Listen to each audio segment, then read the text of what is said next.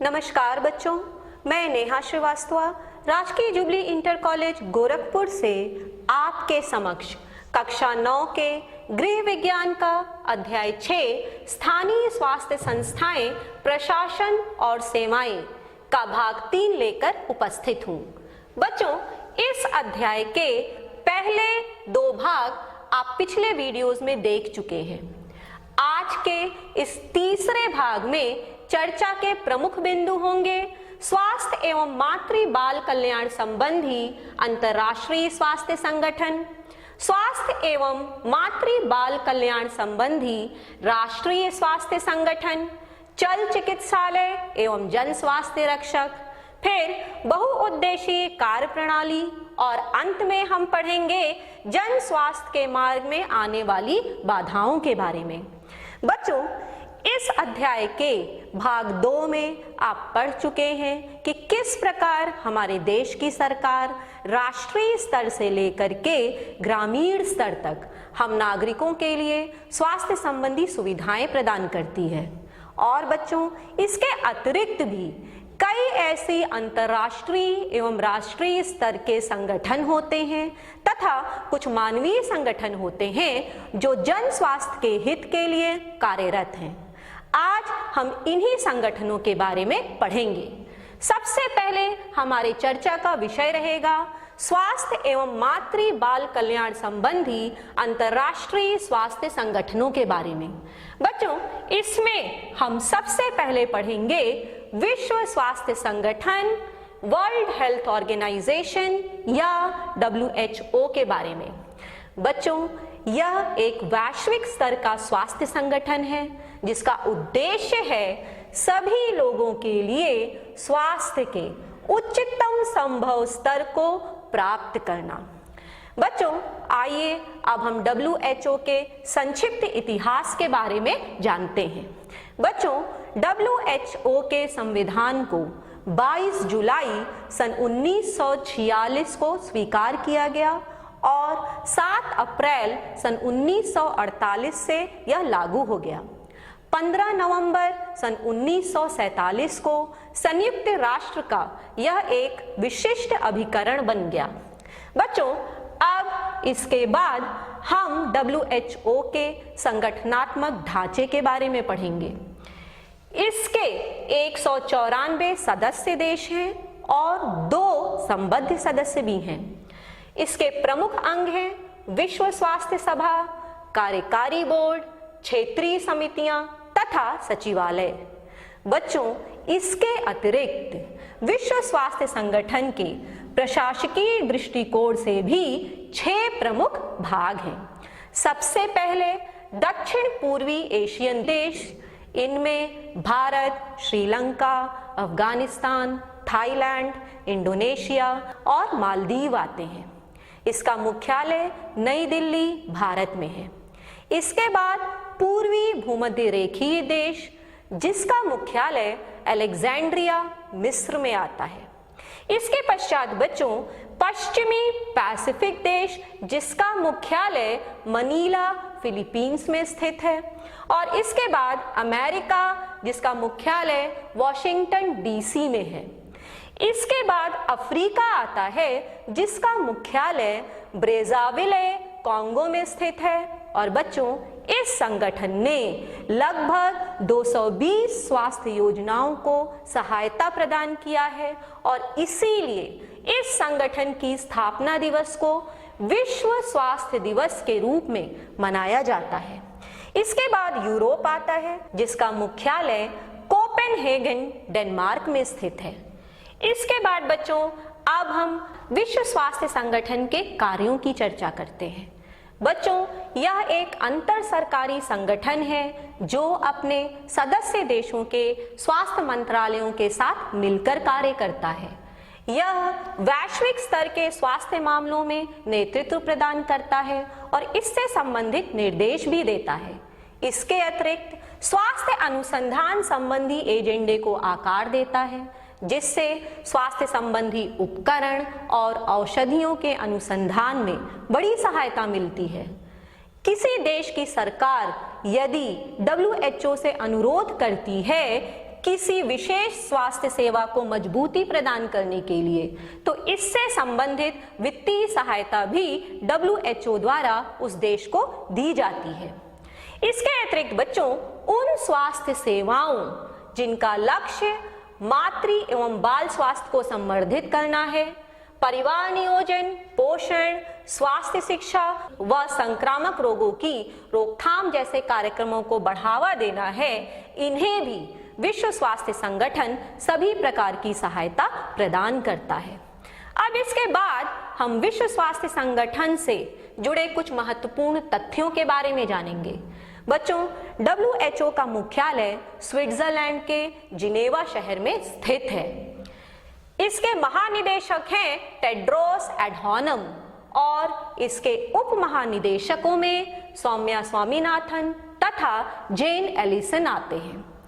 बच्चों, भारत में भी WHO द्वारा स्वास्थ्य संबंधी कई कार्य किए गए हैं।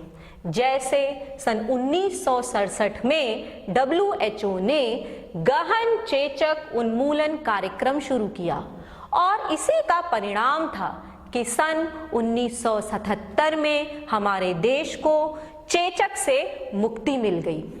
इसके बाद विश्व स्वास्थ्य संगठन द्वारा सन 1988 में वैश्विक पोलियो उन्मूलन पहल शुरू की गई, जिसके संदर्भ में भारत ने भी पोलियो के खिलाफ मुहिम चलाई और उसका परिणाम यह निकला कि सन 2014 में भारत को पोलियो मुक्त राष्ट्र घोषित कर दिया गया।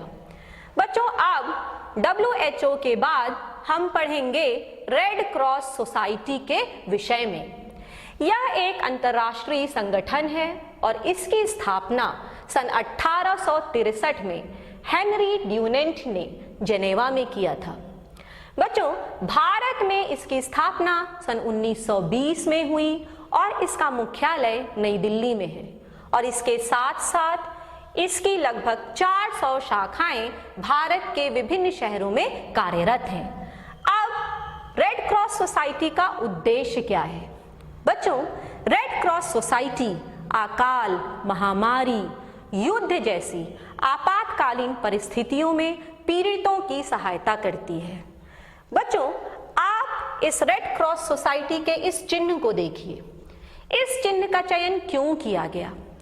सन 1863 में स्विट्जरलैंड के जेनेवा में एक प्रेस कॉन्फ्रेंस का आयोजन किया गया, जिसका प्रमुख उद्देश्य था कि जो लोग पीड़ितों की सहायता निस्वार्थ भाव से करते हैं, उनके लिए एक विशेष चिन्ह का चयन होना चाहिए और इसीलिए सफेद पृष्ठभूमि पर रेड क्रॉस का चयन किया गया। और जो लोग इस चिन्ह का प्रयोग करते हैं, उन पर ना तो कोई आक्रमण कर सकता है, ना ही ऐसे लोगों को बंदी बनाया जा सकता है।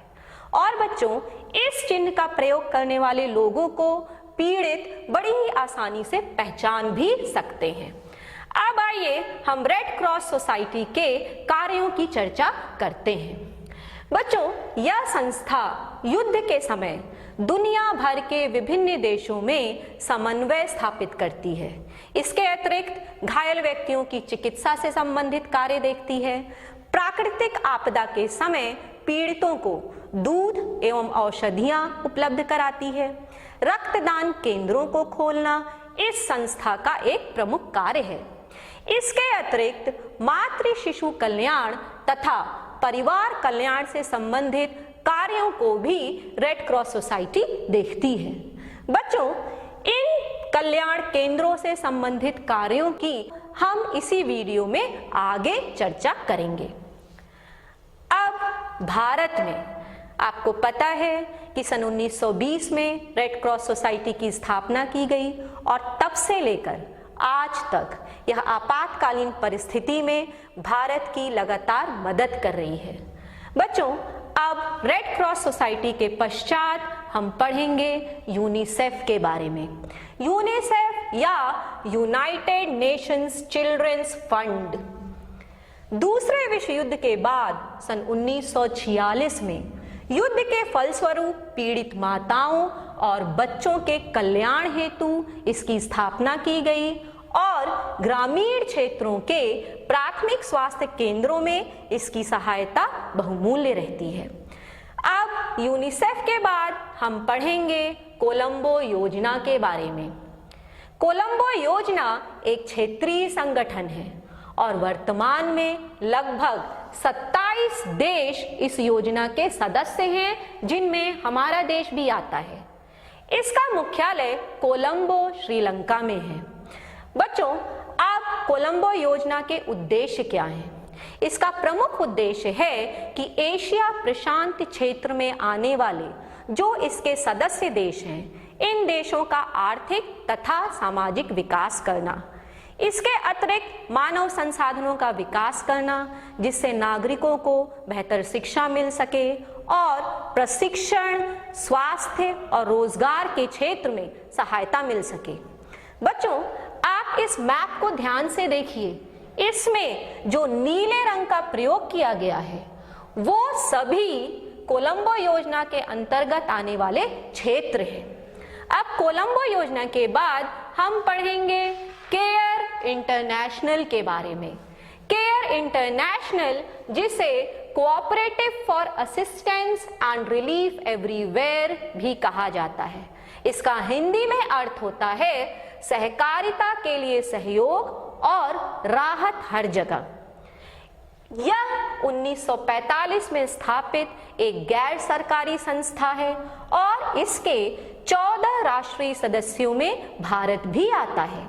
यह संस्था केयर इंडिया के नाम से हमारे देश में संचालित होती है।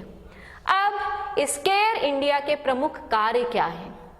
बच्चों, यह एक मानवीय एजेंसी है जो आपातकालीन परिस्थितियों में राहत और विकास से संबंधित कार्यों को देखती है, जैसे खाद्य पदार्थों में मिलावट की जानकारी करना, जल प्रदूषण को रोकना, स्वच्छता के नियमों का प्रचार प्रसार करना, ग्रामीण क्षेत्रों में शिक्षा और स्वास्थ्य संबंधी सेवाओं को उपलब्ध कराना और आहार संबंधित समस्या का समाधान ये संस्था बड़ी ही सफलतापूर्वक करती है। बच्चों, अब केयर के पश्चात हम पढ़ेंगे रॉकफेलर संस्था के बारे में। रॉकफेलर फाउंडेशन मातृ और बाल कल्याण से संबंधित कार्यकर्ताओं को पोषण व स्वास्थ्य से संबंधित सभी प्रकार का प्रशिक्षण प्रदान करती है। इसने कई स्वास्थ्य इकाइयों का विकास किया है, जिसका प्रमुख कार्य है स्वास्थ्य संबंधी सेवाओं को उपलब्ध कराना। इसने नर्सों के लिए कई प्रशिक्षण केंद्र भी खोले हैं, जिससे हमारे देश की नर्सें रोगियों को बेहतर सेवा प्रदान कर सकें।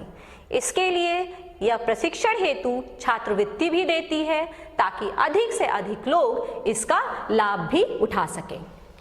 बच्चों, हमने आज के इस भाग 3 में अपना पहला टॉपिक पूरा कर लिया।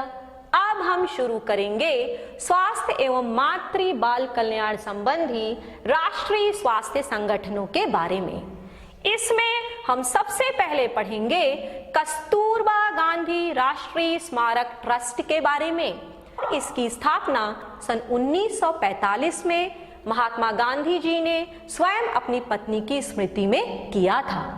इसकी शाखाएं लगभग 23 राज्यों में फैली हैं और भारत के बहुत से नगरों में कस्तूरबा गांधी ट्रस्ट नाम से छोटे और बड़े स्वयंसेवी संगठन वर्तमान में कार्य कर रहे हैं। बच्चों, यह संस्था एक विशेष धारणा में विश्वास रखती है और वो है मातृशक्ति एक ऐसी शक्ति है जो किसी भी देश का निर्माण कर सकती है। इसी धारणा में विश्वास रखने वाली इस संस्था के प्रमुख कार्य हैं कि इसके द्वारा बच्चों के स्वास्थ्य और प्रारंभिक शिक्षा पर ध्यान दिया जाता है। बच्चों, इस संस्था का अगला प्रमुख कार्य है कि यह संस्था प्रसव के पहले, प्रसव के दौरान और प्रसव के बाद माता एवं उसके शिशु का औषधि से संबंधित और अन्य स्वास्थ्य सुविधाओं से संबंधित सभी आवश्यकताओं की पूर्ति करती है।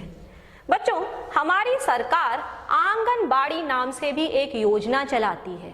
इस योजना का कंसेप्ट भी कस्तूरबा ग्राम से ही आया है। अब यह आंगनबाड़ी योजना क्या होती है? बच्चों, इस योजना के तहत इसमें जो महिला कार्यकर्ताएं हैं वह उसी ग्रामीण क्षेत्र की होती हैं और इनका प्रमुख कार्य होता है बच्चों को साफ सफाई से संबंधित शिक्षा देना और इसके साथ साथ प्रारंभिक शिक्षा भी देना। यही महिला कार्यकर्ताएं बच्चों के लिए बालाहार की व्यवस्था भी करती हैं। इस संगठन द्वारा स्वच्छता, स्वास्थ्य व बालिका शिक्षा पर विशेष ध्यान दिया जाता है और ऐसा माना जाता है कि महिलाओं तथा बच्चों के विकास के लिए कार्य करने वाली हमारे देश की यह पहली संस्था है। अब इसके बाद हम पढ़ेंगे राष्ट्रीय परिवार कल्याण कार्यक्रम के बारे में। बच्चों, यह कार्यक्रम पूर्णतया केंद्रीय सरकार तथा कुछ विश्व संगठनों के द्वारा संचालित कार्यक्रम है। अब इस कार्यक्रम का संचालन क्यों किया गया? यह जनसंख्या वृद्धि को रोकने के लिए किया गया क्योंकि जनसंख्या वृद्धि से अनेक प्रकार की समस्याएं उत्पन्न होती हैं, जैसे खाद्य पदार्थों की आपूर्ति यदि नहीं हो पाएगी तो बच्चों में पोषण संबंधी कई प्रकार के रोग हो जाएंगे, जैसे क्वाशरकोर तथा मैरस्मस। इसके अतिरिक्त यदि जनसंख्या अधिक होगी तो प्रति व्यक्ति आय भी कम हो जाएगा और यदि किसी व्यक्ति के घर में कोई बीमार पड़ेगा तो वह व्यक्ति उसे उच्चतम स्वास्थ्य सेवाओं को उपलब्ध कराने में सक्षम नहीं हो पाएगा। इसके अतिरिक्त बेरोजगारी जैसी समस्याएं भी जनसंख्या वृद्धि के कारण उत्पन्न हो रही हैं। बच्चों, परिवार कल्याण कार्यक्रम प्रत्येक जिले के मुख्य चिकित्साधिकारी द्वारा संचालित किया जाता है और यह महिला चिकित्सालय के साथ संलग्न परिवार नियोजन केंद्रों, प्राथमिक चिकित्सा केंद्रों आदि में कार्यरत चिकित्साधिकारियों के सहयोग से उच्चतम प्राथमिकता के साथ संचालित किया जाता है और इसके लिए वो विज्ञापन, प्रदर्शनी, नाटक, लघु फिल्म आदि माध्यमों का सहारा भी लेते हैं। बच्चों, राष्ट्रीय परिवार कल्याण कार्यक्रम के अंतर्गत परिवार नियोजन की दो प्रमुख विधियां आती हैं। पहला स्थायी विधि और दूसरा अस्थायी विधि। स्थायी विधि में महिला नसबंदी और पुरुष नसबंदी आता है। बच्चों, इस केंद्र का प्रमुख कार्य होता है कि यह ग्रामीण क्षेत्रों में व्याप्त शंकाओं को दूर करे और उन्हें बताए कि महिला नसबंदी की अपेक्षा पुरुष नसबंदी अधिक सरल और निरापद है। इसके अतिरिक्त उन्हें इस बात की भी शिक्षा दे कि आजकल महिला नसबंदी के लिए एक आधुनिक विधि भी आई है जिसे हम लेप्रोस्कोपिक विधि कहते हैं और इस विधि द्वारा अत्याधुनिक उपकरण की सहायता से ऑपरेशन किया जाता है। अस्थायी विधियों में पुरुष के लिए निरोध, महिलाओं के लिए कॉपर टी अथवा लूप जैसी सफल विधियां आ गई हैं। इसके बारे में भी ग्रामीणों को शिक्षित करना। बच्चों, अब हम परिवार नियोजन केंद्रों के कार्यों के बारे में चर्चा करेंगे। इसका प्रमुख कार्य है जनसंख्या वृद्धि से उत्पन्न होने वाली समस्याओं के बारे में लोगों को अवगत कराना। इसके अतिरिक्त बाल मृत्यु दर को कम करना। अब बाल मृत्यु दर कैसे कम होगा? बाल मृत्यु दर को कम करने के लिए यह ग्रामीण क्षेत्रों में महिलाओं को शिक्षित करते हैं कि यदि उन्हें कोई गंभीर बीमारी है तो उस अवस्था में वो गर्भधारण ना करें, जिससे कि उनका भी स्वास्थ्य बेहतर बना रहे और बाल मृत्यु दर भी कम हो सके। इसके अतिरिक्त गर्भ निरोधक दवाओं को निःशुल्क उपलब्ध कराना और इसके अतिरिक्त लोगों को महिला नसबंदी, पुरुष नसबंदी, कॉपर टी और लूप विधियों के बारे में जागरूक करना। बच्चों, जो व्यक्ति नसबंदी करवाता है उसे कुछ धनराशि दी जाती है और मार्ग व्यय दिया जाता है। इसके अतिरिक्त जो व्यक्ति उन्हें लेके आता है उसे भी धनराशि दी जाती है। इसका प्रमुख कार्य यह भी है कि परिवार नियोजन कार्यक्रम को सफल बनाने के लिए उससे संबंधित प्रचार प्रसार भी करें। अब इसके बाद हम पढ़ेंगे राष्ट्रीय मातृ एवं शिशु कल्याण कार्यक्रम के बारे में। यह संस्थाएं प्रशिक्षित नर्सों एवं सेविकाओं के माध्यम से मुख्य रूप से ग्रामीण क्षेत्रों में माताओं एवं शिशुओं की देखरेख करती हैं। यह सरकार द्वारा प्रारंभ किया गया एक ऐसा कार्यक्रम है जिसमें केंद्र सरकार राज्य सरकारों की हर प्रकार की वित्तीय सहायता भी करती है। इसका प्रमुख उद्देश्य क्या है, चलिए अब हम इसके बारे में जानते हैं। बच्चों, इसका प्रमुख उद्देश्य है गर्भावस्था के दौरान महिलाओं की देखभाल करना, उन्हें पौष्टिक आहार, विटामिन इत्यादि का सेवन करवाना, महिलाओं को गर्भावस्था से संबंधित व्यायाम की जानकारी देना। इसके अतिरिक्त ग्रामीण क्षेत्रों में प्रसव कराने के लिए सेविकाओं को प्रशिक्षित करना तथा प्रसव से संबंधित आवश्यक उपकरण उन्हें उपलब्ध कराना, प्रसव के बाद शिशुओं के टीकाकरण की व्यवस्था करना और महिलाओं को पोषण संबंधी ज्ञान प्रदान करना तथा परिवार नियोजन के महत्व को बताना। बच्चों, अब हम इसके बाद चर्चा करेंगे चल चिकित्सालय एवं जन स्वास्थ्य रक्षक के बारे में। चल चिकित्सालय, बच्चों, इसका प्रबंध नगर पालिका, राजकीय अस्पताल तथा मेडिकल कॉलेजों द्वारा किया जाता है। इसकी विशेषता के बारे में आप जान लीजिए। इसके लिए एक विशेष स्टेशन वैगन गाड़ी बनाई जाती है जिसमें 2 डॉक्टर, कंपाउंडर और नर्स की व्यवस्था होती है।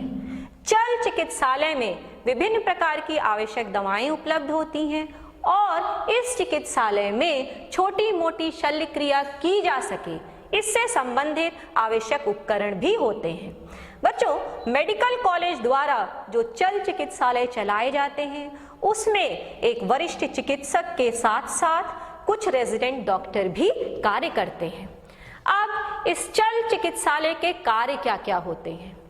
बच्चों, यह निर्धारित क्षेत्र में अपना कार्यक्रम पहले से नियत रखते हैं और जिन रोगियों को इनका लाभ लेना होता है वह निश्चित दिन और निश्चित समय पर आकर चल चिकित्सालयों में उपलब्ध स्वास्थ्य सुविधाओं का लाभ ले सकते हैं। इसके अतिरिक्त स्थानीय आवश्यकताओं के अनुसार यह चिकित्सालय दवाई बांटने का भी कार्य करते हैं और यदि उस स्थान पर कोई संक्रामक रोग फैल जाए तो उससे संबंधित टीकाकरण की व्यवस्था भी इनके द्वारा की जाती है। अब इसके बाद बच्चों हम पढ़ेंगे जन स्वास्थ्य रक्षक के बारे में। जन स्वास्थ्य रक्षक प्रत्येक 1000 आबादी वाले गांव में होते हैं और यह गांव का ही एक व्यक्ति होता है जिसे 50 रुपए प्रति माह का खर्च दिया जाता है और इसके अतिरिक्त उसे 30 रुपए की गांव के गरीबों के लिए दवाइयां भी उपलब्ध कराई जाती हैं। जन स्वास्थ्य रक्षक का प्रमुख कार्य होता है कि यदि कोई मरीज गंभीर है तो उसे निकटवर्ती स्वास्थ्य केंद्र पर ले जाने की व्यवस्था करें। बच्चों, अब इसके पश्चात हम पढ़ेंगे बहुउद्देशीय कार्य प्रणाली के बारे में।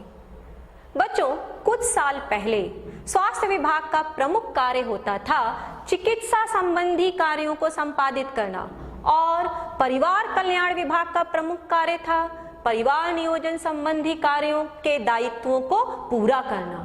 परंतु अब स्वास्थ्य विभाग में कार्य करने वालों को परिवार नियोजन संबंधी कार्यों को भी देखना होगा और परिवार कल्याण विभाग में कार्यरत कार्यकर्ताओं को चिकित्सा संबंधी कार्यों को भी देखना होगा। ऐसी प्रणाली को बहुउद्देशीय कार्य प्रणाली कहा जाता है क्योंकि अब स्वास्थ्य अधिकारियों व कार्यकर्ताओं को स्वास्थ्य संबंधी तथा परिवार नियोजन संबंधी सभी कार्य यथासंभव करने होंगे। सभी कार्यों में कुशलता प्राप्त करने के लिए इन कार्यकर्ताओं को विशेष प्रकार का प्रशिक्षण दिया जाता है और इन्हें सप्ताह में एक बार मुख्य केंद्रों पर आकर के अपने कार्यों से संबंधित रिपोर्ट भी देना पड़ता है। बच्चों, इन कार्यकर्ताओं के कुछ प्रमुख कार्य होते हैं। चलिए अब हम इनके बारे में चर्चा करते हैं। जैसे बच्चों को उचित पोषण के बारे में जानकारी देना और इससे संबंधित परामर्श उनके माता पिता को देना, गर्भवती महिलाओं का परीक्षण करना और उनकी चिकित्सा करना। यदि इनके समक्ष कोई गंभीर रोगी आ जाता है तो ये आपस में परामर्श करके उसकी चिकित्सा की व्यवस्था भी करते हैं। इसके अतिरिक्त ये कार्यकर्ता घर घर जा करके स्वच्छता और स्वास्थ्य संबंधी जानकारियां भी लोगों को देते हैं। इन केंद्रों पे कार्य करने वाली महिला कार्यकर्ताएं घर घर जा करके गर्भवती महिलाओं का परीक्षण करती हैं और यदि उनकी हालत गंभीर होती है तो उन्हें निकटतम अस्पताल में ले जाने की व्यवस्था भी करती हैं। इस प्रकार बच्चों, बहुउद्देशीय कार्य प्रणाली स्वास्थ्य संबंधी विचार विमर्श व सहयोग के आधार पर जनता को अधिक से अधिक लाभ पहुंचाने वाली एक सफल प्रणाली बन गई है। बच्चों, अब इसके बाद हम अपना आज का आखिरी टॉपिक शुरू करेंगे और वो है जन स्वास्थ्य के मार्ग में आने वाली बाधाएं। बच्चों, हमारे देश की सरकार ने हम नागरिकों को बेहतर स्वास्थ्य सुविधाओं को प्रदान करने के लिए राष्ट्रीय, प्रांतीय, जिला, नगर एवं ग्रामीण स्तर पर हर प्रकार की स्वास्थ्य सुविधाओं की व्यवस्था की है। परंतु यदि हम इनके व्यवहारिक पक्ष को देखें तो क्या सरकार द्वारा किए जा रहे ये प्रयास सफल हो पाए हैं? और यदि नहीं हो पाए हैं तो उनके मार्ग में आने वाली ऐसी कौन सी बाधाएं हैं? अब हम इस पर चर्चा करेंगे। सबसे पहली बाधा है रूढ़िवादिता। बच्चों, आज हम वैज्ञानिक युग में प्रवेश कर चुके हैं। अनेक प्रकार के स्वास्थ्य संबंधी उपकरणों की खोज हो चुकी है, अनेक प्रकार के दवाओं का आविष्कार हो गया है, कैंसर जैसी लाइलाज बीमारी का इलाज भी आज संभव है। इसके अतिरिक्त हमने विज्ञान की सहायता से कई असाध्य रोगों पर भी काबू पा लिया है। परंतु आज भी गांव में रहने वाली हमारी अधिकांश जनता निरक्षर है और रूढ़िवादी है।